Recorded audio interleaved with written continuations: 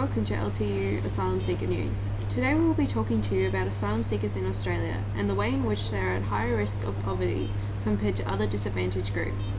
We will be discussing the causes and consequences of poverty for asylum seekers and explain a social security benefit that assists asylum seekers in Australia.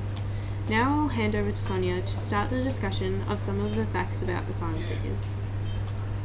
Some may be confused as to what exactly an asylum seeker is. An asylum seeker is a person who has fled their own country and applied for protection, however has not yet been assessed and successfully gained refugee status. Every refugee has at some point been an asylum seeker. Interestingly, Australia has a long history of accepting refugees for resettlement, and over 800,000 refugees and displaced persons have settled in Australia since 1945. The majority of asylum seekers who arrive in Australia by boat are found to be genuine refugees fleeing persecution, torture and violence. Asylum seekers, irrespective of their mode of arrival, like others that arrive in Australia without a valid visa, are classified by Australian law to be unlawful non-citizens. Now I will hand over to Mariah to explain the contrasting explanations of why and how asylum seekers are affected by inequality and poverty. Thank you, Sonia. Although many feel sympathy towards asylum seekers and the horrible experience they have encountered, there are many differing opinions, and I will mention just a few today to help further our understandings of how inequality and poverty affect asylum seekers in Australia. On August 13, 2012, former Prime Minister Kevin Rudd introduced new policies in regards to Australia's refugee and asylum seekers. He announced that any refugee or asylum seeker who arrived by boat would no longer have any rights to work in the country.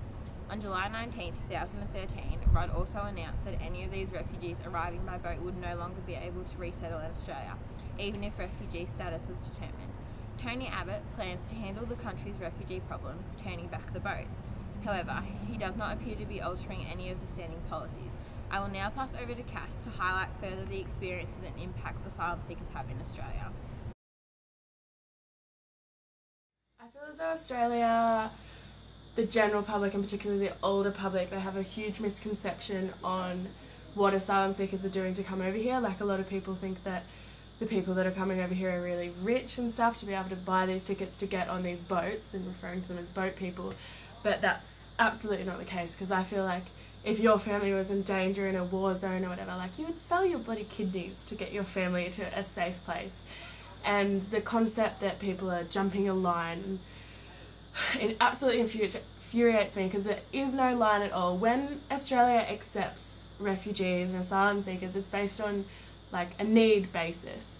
So there's no line. It's not like if there was a line, the person at the end would have to wait something like 3,000 years. Asylum seekers is that it's a huge worldwide problem, and you can't just let them flood into Australia or Europe or any other country.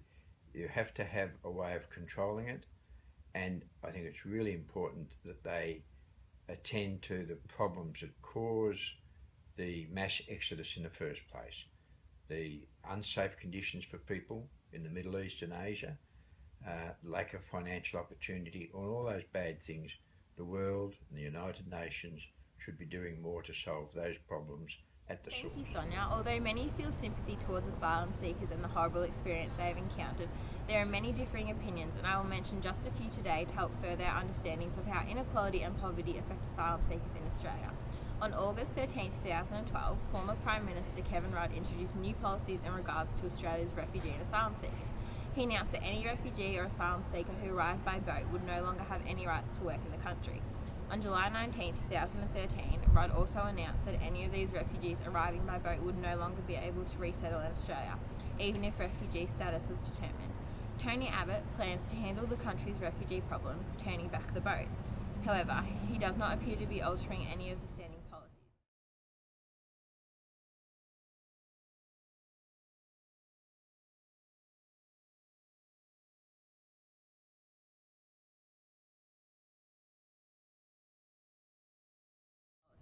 I will now pass over to Cass to highlight further the experiences and impacts asylum seekers have in Australia. Right, I will start by saying that refugees in Australia are legally entitled under the Migration Act 1958 to access to healthcare, social security, housing services, subsidised accommodations, free primary and secondary schooling, and employment assistance. However, this does not happen under the current and the past government. Look at that term there, illegal arrivals, illegal immigrants. You use it regularly, but international human rights law clearly states that it is not illegal to arrive by boat in a country and seek asylum, why do you consistently use such an inflammatory term as illegal immigrants?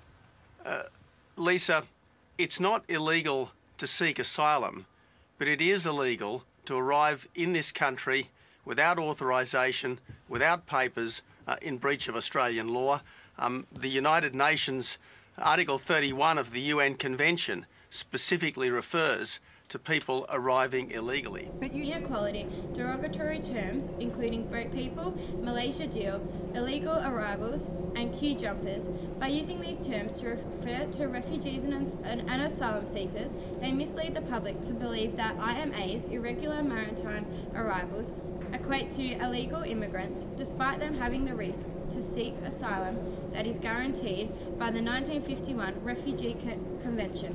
Australia is legally bound to protect the rights of asylum seekers and refugees within its territory.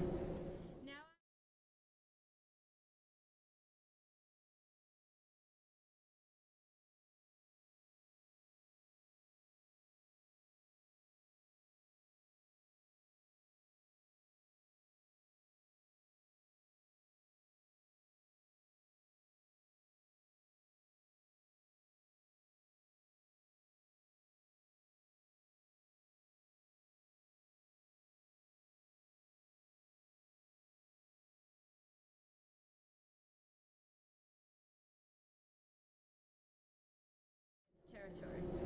Now I will play a short clip explaining how Australia responds to boat people.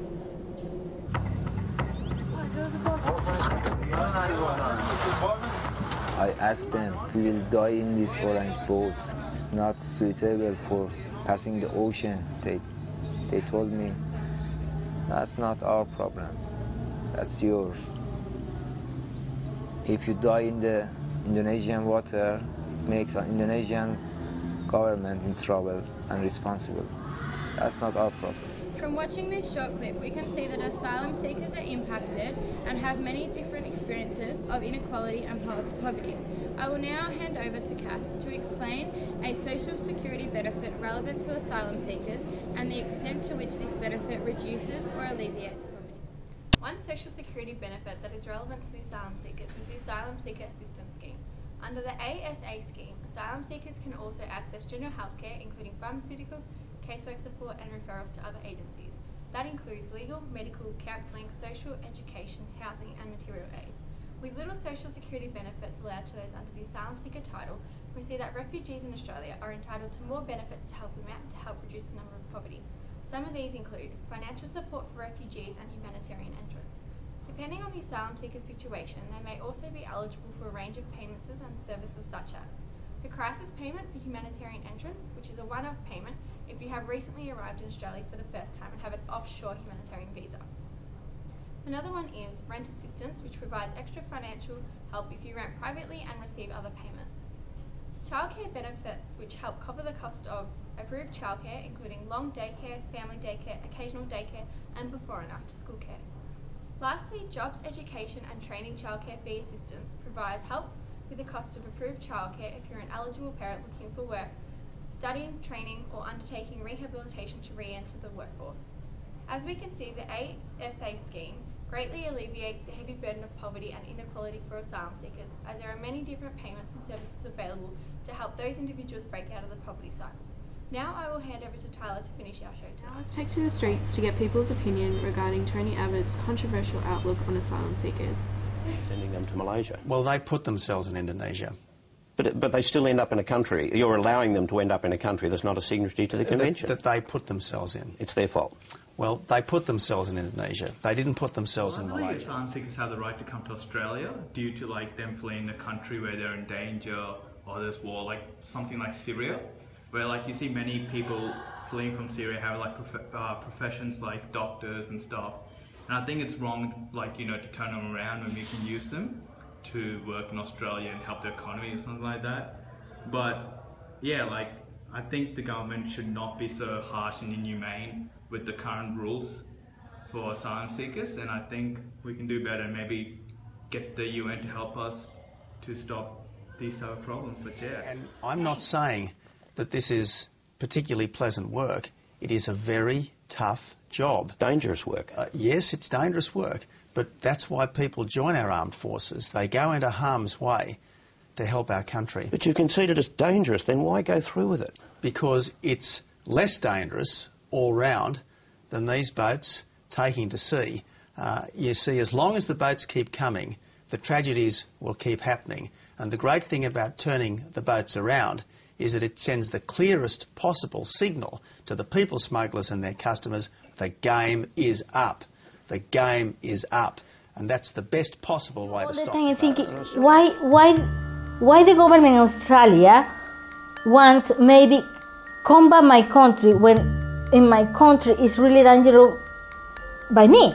The principle I'm free is the most important. The most important in my life, I'm free.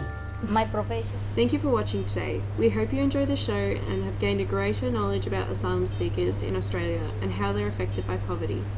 We would like to finish today by thanking all of our resources for helping us answer the tricky questions regarding asylum seekers. In particular, we'd like to acknowledge the Australian Human Rights Commission, Asylum Seeker Resource Centre, Settlement Services International, the ABC News, and the Daily Life. Thank you and good night.